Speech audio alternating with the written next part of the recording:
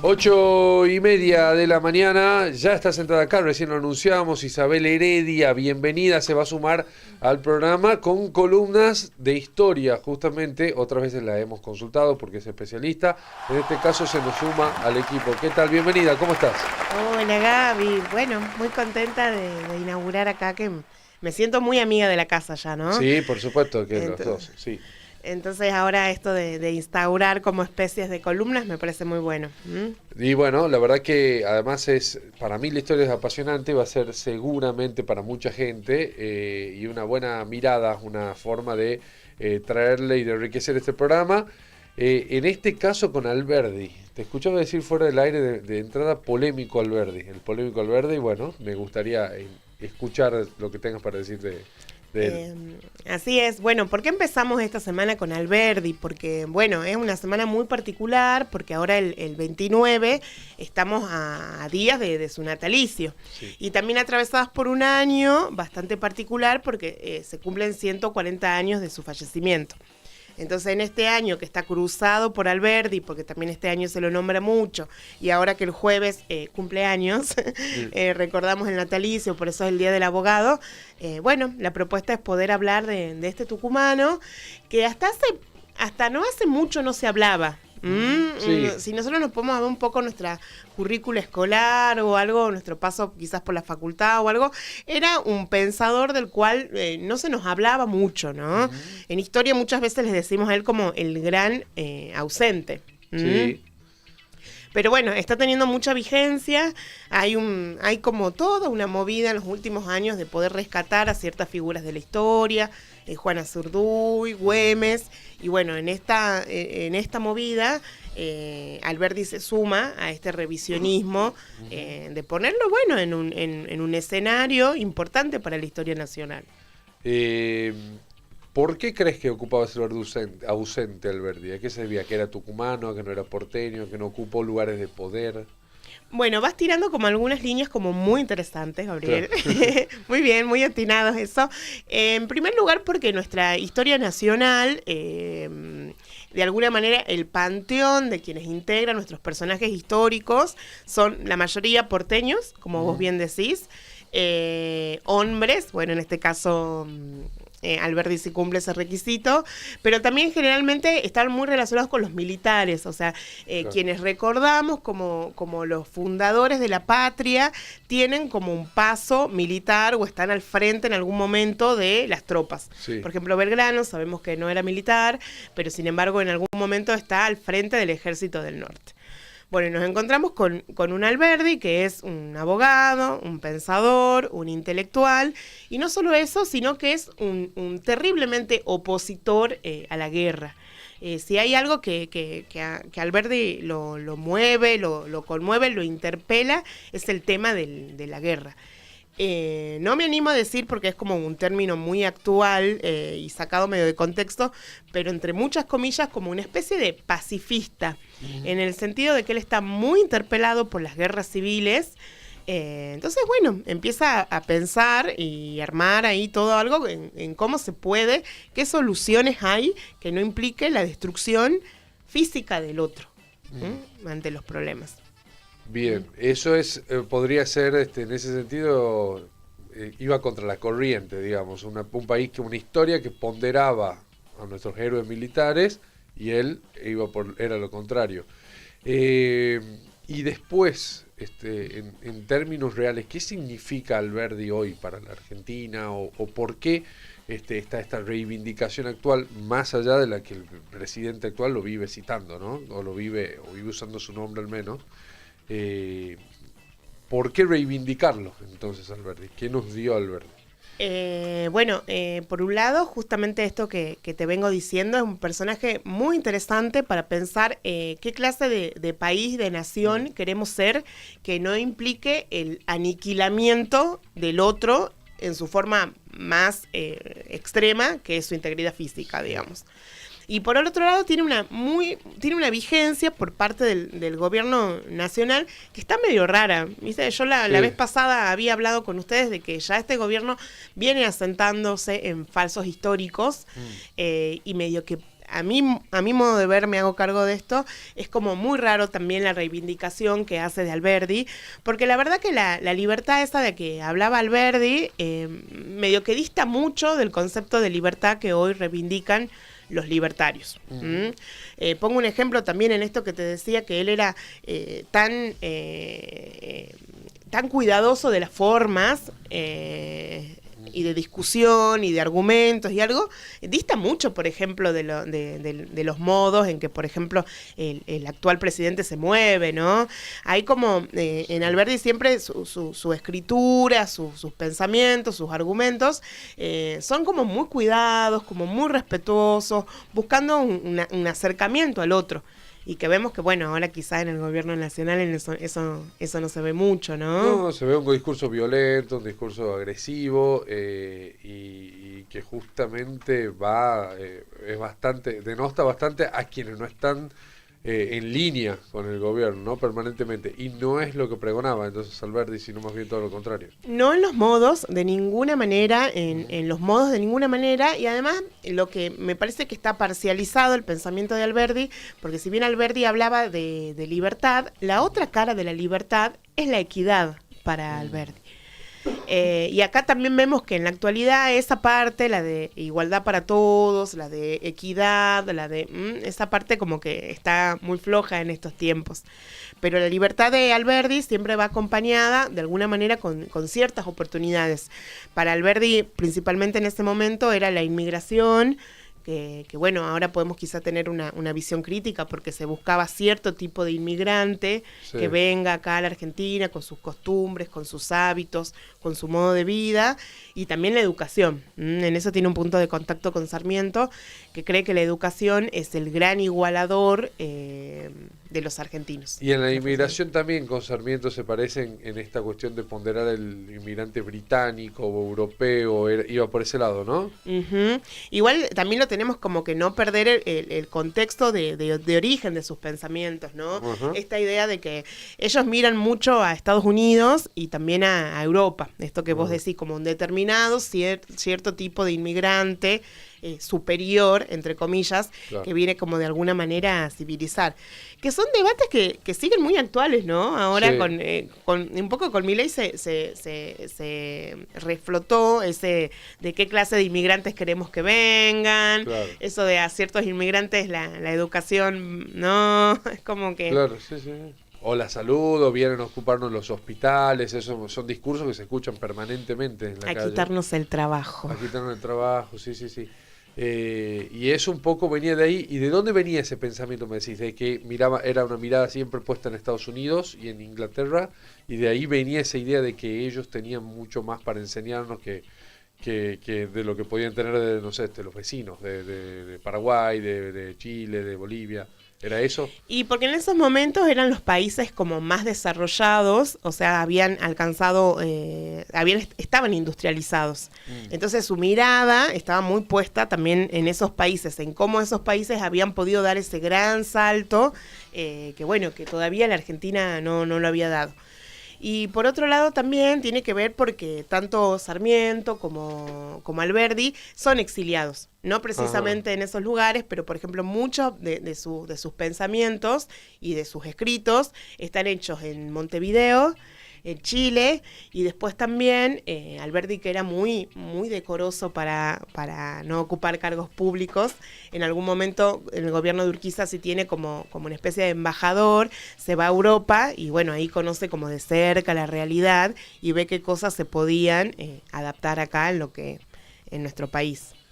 Y en esta cuestión de no ocupar cargos públicos y de no estar generalmente en ningún lugar de poder, ¿de qué vivía Alberdi, por ejemplo? ¿Se sabe, se conoce de qué era, cómo eran sus medios de vida, cómo lograba ganarse la vida en el día a día? ¿Era con su profesión?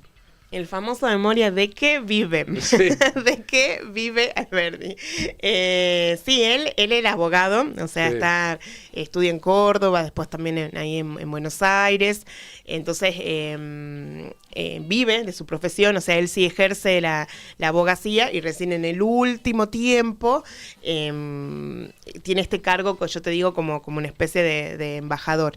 También era un aficionado a la música, Es muy importante. Ahora, desde la historia, hay como nuevos paradigmas que se llaman como historia de las emociones, que intentamos un poco como humanizar a aquellos como próceres. Y resulta que él era un aficionado a la música. Hay unos minués, hay unos temas, que inclusive canta la Camerata Bariloche, Falú, un apasionado por el piano. Tiene en esto, yo decía, qué loco en esto de que él está muy preocupado en democratizar o en divulgar o en brindar ciertas oportunidades para todos. Tiene un método para estudiar piano. Él mismo lo hace, lo piensa. Entonces, bueno, pese a no haberse sentido tan cómodo en cargos públicos, laburaba y trabajaba bastante. Mucho, escribían mucho, ¿no? Y cada publicación se implicaba también algún tipo de pago. Claro.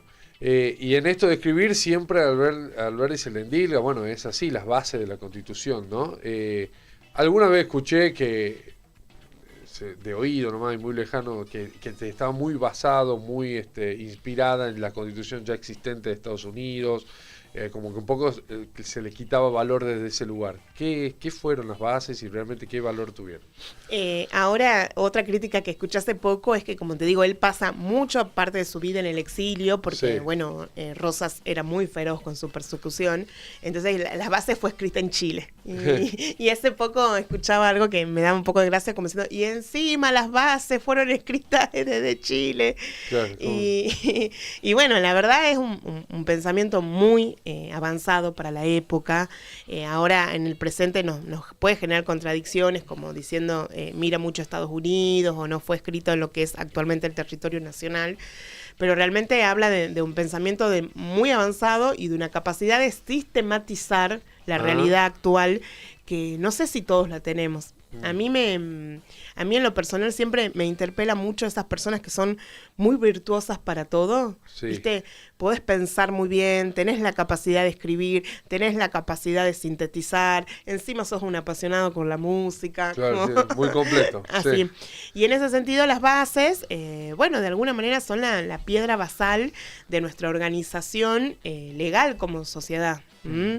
Entonces bueno, nada más y nada menos que ideadas por un tucumano, como bueno, Alberdi, que también tiene otros libros muy apasionantes. En esto, una de las cosas que a él más la sensibiliza fue la guerra del Paraguay. Sí. Terrible guerra con un país hermano. Prácticamente exterminamos la población masculina de Paraguay. Sí. O sea, a Paraguay le costó un montón poder volver a reponerse o sea, no había hombres. No había hay una cuestión así. Y él, como muy interpelado, escribe un libro que se llama Crimen de la Guerra, que inclusive, ¿sabes qué? Es muy leído en Europa. Muy leído. Viste que tenemos la idea de que nosotros leemos mucho europeos. Sí, sí. Bueno, en el caso de Alberdi también tiene unas cosas que nos llaman la atención, es que fue muy conocido en Europa. Inclusive antes de la Primera Guerra Mundial hay muchos socialistas franceses que lo leen. Mirá, así que... justamente la guerra del Paraguay entiendo que es uno de los causantes de una enemistad con Sarmiento, hasta entonces amigo. Entiendo que hay algo de eso, ¿no? Muy bien, sí, tal cual. Hay muchos puntos en común entre Alberdi y Sarmiento, esta idea de qué país es posible, esto de enemistad con Rosas, sí. Esto de compartir el exilio, el desarraigo, pero también uno de los puntos de inflexión es justamente la guerra. Inclusive, para decirlo de una manera, muy coloquial, sí. Es acusado Alberdi como de pecho frío, claro. Por justamente no sumarse a este clima de época que arengaba esa belicosidad. Y además, hasta de prosa, de pluma, la pluma de Sarmiento es mucho más visceral, punzante, entre comillas, violenta, claro. Que la prosa que tiene que tener Alberdi. Alberdi siempre fue corrido desde ese lugar, que inclusive si hoy lo vemos en perspectiva de masculinidad, él no estaba a la altura de los cánones de la época, que se esperaba que sea un militar, así como muy acérrimo, y él no encajaba en esos parámetros. Claro. Y la enemistad con Rosas, ¿de dónde viene y por qué? Bueno, como decimos en historia, es muy complejo. Ese es como nuestro caballito de batalla cuando dicen. En realidad hay unas cuestiones de modos, o sea, sobre todo de enemistad ahí en manera de ejercer el poder, en cómo administrar el poder. Que, bueno, cabe destacar que no es solo una persecución a Alberdi o a Sarmiento, sino a toda una generación que es conocida como la generación del 37. Sí. Y bueno, y sobre todo este grupo de personas mira con mucho horror esta perpetuidad que Rosas, a ojos de ellos, tenía en el poder. Claro. En esto de que son como muy cuidadosos de los modos, de la forma, de los periodos. Rosas, de alguna manera, le rompe los esquemas. Pero hay algo como para que quizá que no conocemos. Ellos después en Europa se juntan en algún momento, ¿no? Entonces, que me parece que es como impensado también en términos actuales. Esta idea de que se pasaron la vida casi literalmente entre idas y vueltas, entre ataques, entre dichos y esto, pero hay un punto de encuentro. Y también hay un punto de encuentro medio triste en Rosas, en Alberdi, en nuestros próceres en general, que todos tienen como un ocaso medio triste y fuera del pago. Sí. Entonces ahí hay un punto de unión, de acercamiento entre mi enemigo de toda la vida, que en el ocaso de su vida termina como muy parecido a la mía.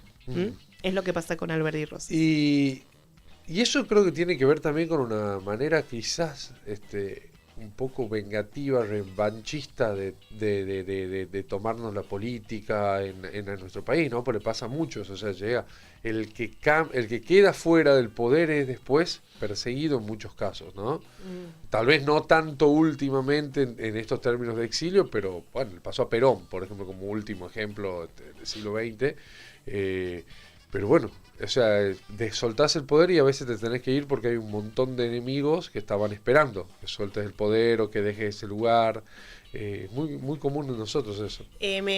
O sea, lamentablemente en nuestra historia está marcada por todo exilios, fusilamientos, proscripciones, desaparición de personas, el aniquilamiento del otro, de la diferencia. Me parece que nuestro gran salto en esta democracia que justamente estos años viene muy vapuleada, es como respetar ese límite con el otro. O justamente en esto de que el término diversidad lo hemos podido aplicar en muchos aspectos de nuestra vida, pensar la diversidad también desde ahí, la pluralidad de voces, un cierto acercamiento ante el otro que piensa diferente.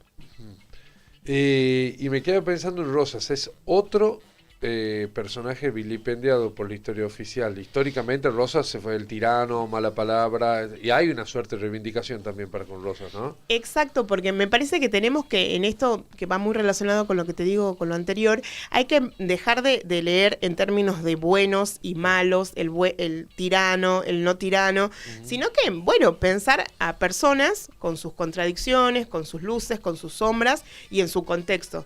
Y que hicieron lo que pudieron. Acá la historia no implica, no es un juez, no imparte condenas, sino que justamente revisamos y a través de fuentes históricas, tampoco no es que decimos lo que se nos plazca, sino que hay una suerte de reconstrucción que nos permite un poco pensar el presente.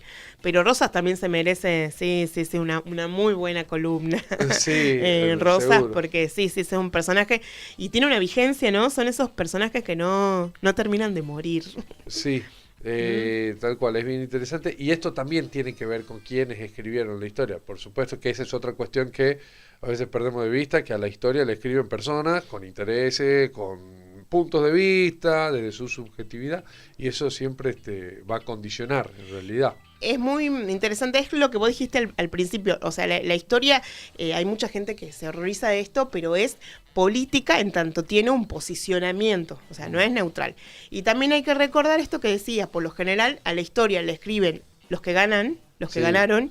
Se escribió mucho desde Buenos Aires, se escribió mucho sobre un determinado sector social. Sí. Entonces ahora hay que revisar con nuevas aristas, con nuevos lentes y, como te digo, corrernos un poco de ese antagonismo de ¿es bueno o es malo?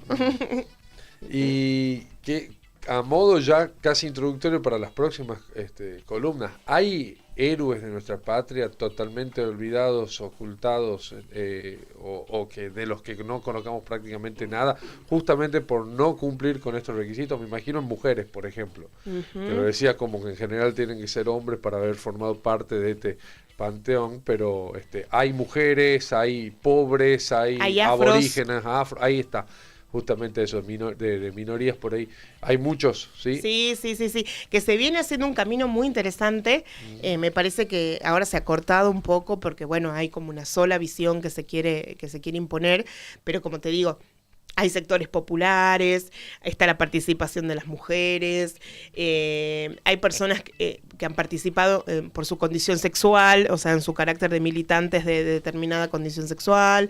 Entonces, hay que revisar un poco eso. Se viene caminando un poco, como te digo, en ese camino, quedó trunco, pero bueno, ahí vamos a seguir. Me parece que las otras columnas vamos a seguir también un poco con esos personajes. Está bueno. Y con...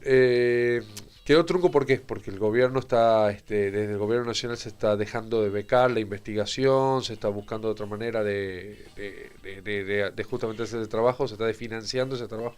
Y sí, con esta idea también de que estaba todo muy ideologizado, politizado, como que esta educación estaba muy, la verdad que se está dejando de lado todo ese tipo de cosas, lamentablemente, pero bueno, aún hay espacios, hay encuentros como este, en los que nos podemos justamente encontrar y bueno, y acercar nuevamente y dar voz a estos personajes que se quieren olvidar. Va a estar buenísimo. ¿Algo más quedó por decir de Alberdi o no? Lo último, algo que me pone como muy contenta es que está siendo, como te digo, muy estudiado, revisado, puesto en valor por muchos tucumanos, ¿no? Hay una producción historiográfica muy interesante de Juan Pablo Lichmacher, de Daniel Campi, que si me permiten... voy a pasar un chivo, el mismo jueves natalicio de Alberdi, a las 8 de la noche, va a dar una charla en el Museo Histórico Provincial Presidente Nicolás Avellaneda, en el cual trabajo, pensando esto, se llama Alberdi, un legado imperecedero. Ajá. Entonces como poderlo pensar, su legado en la actualidad. ¿Cuándo es el jueves? El jueves a las 8 de la noche. 8 de la noche, bien. Y lo último, todos los viernes a las 9 de la noche tenemos una obra de teatro que se llama El Ausente. Sí, vinieron aquí, sí, vinieron. O Memorias de la Fiebre, de Víctor Hugo Cortés, una pieza teatral exquisita, porque combina de una manera tremenda un rigor histórico. O sea, a mí me impactó mucho eso, con el talento y la creatividad que da del teatro. Entonces lo recomiendo. O sea, hay como muchas oportunidades para empezar a acercarnos al Alberdi, y que hay que aprovecharlas, ¿no? Sobre todo a los que no son tan amantes de la historia. Este tipo de una charla, una obra de teatro nos interpela, nos acerca. Entonces el jueves está es un conversatorio. Exacto, jueves, 8 de la noche, en el Museo Histórico, charla de Daniel Campi sobre Alberdi. Bien. Y todos los viernes a las 9 de la noche, la obra de Víctor Hugo Cortés, El Ausente o Memorias de la Fiebre. Te pregunto, en esta cuestión justamente de que Alberdi haya sido un poco tapado, ocultado en nuestra historia, ¿cómo es visto en otras provincias, si es que tenés esa información? Porque acá, dentro de todo, bueno, la Escuela Normal Alberdi, la ciudad Alberdi en Tucumán goza de cierto reconocimiento por ser tucumano, me imagino, pero en otras provincias, ¿cómo está visto Alberdi? Me parece que él tiene un poco la salvedad de haber sido el creador de las bases y puntos de partida. Entonces, sí le da cierta relevancia nacional, que no pasa así con otros héroes tucumanos. Por ejemplo, Bernabé Araoz en otra provincia. Nadie lo conoce. Pero sin embargo, Alberdi, esto de que, bueno, en las carreras de abogacía sí o sí se los nombra, está un poquito más salvado en ese sentido. Claro. No así cualquier otro tipo de personaje tucumano. Por ejemplo. La Madrid. Claro. No tiene cierta relevancia nacional. No, bueno, y el Día del Abogado es por Alberdi también. Claro, ¿no? A nivel nacional. El 29 Claro. es por el gran jurista Juan Bautista Alberdi. Bueno, Así la verdad buenísima y va a ser un gusto para nosotros que vengas cuando vengas, una vez al mes. Sí, sí, sí. Bien Hemos ahí. negociado. Una vez al mes. Por ahora es... Así firmamos el contrato. Sí. Ese será el... Entonces la columna que vas a traer una vez al mes con diferentes de estos personajes. Ya un poco nos introduciste quienes pueden llegar a estar tratándose acá en este espacio. La verdad que hoy lo de Alberdi muy interesante. Gran personaje para empezar, además. Quedamos cortos siempre. Siempre, sí. Y las obras las tengo pendientes desde que vinieron, porque vino Víctor Hugo Cortés. El Dani Arauz también, Tapia. sí, vino también. Estuvieron ellos dos acá. Hay un amigo mío también en esa obra que le mando un saludo, el Ale Villagra. No sé lo que, sí. Sí. Bueno, así que va a ser un gusto seguramente el viernes que viene o el otro tengo que ir. No puedo memorar más. Te esperamos. Ahí estaremos. Gracias, Isabel. Dale, Ha muchísimas sido un gracias a gustazo que ustedes. vengas y que te sumes. Y nos vemos en un mes. Entonces, Nos vemos. dale. Música a cargo de Joaquín Rostán. Enseguida venimos con más La Tucumana de Mañana. Seguís escuchando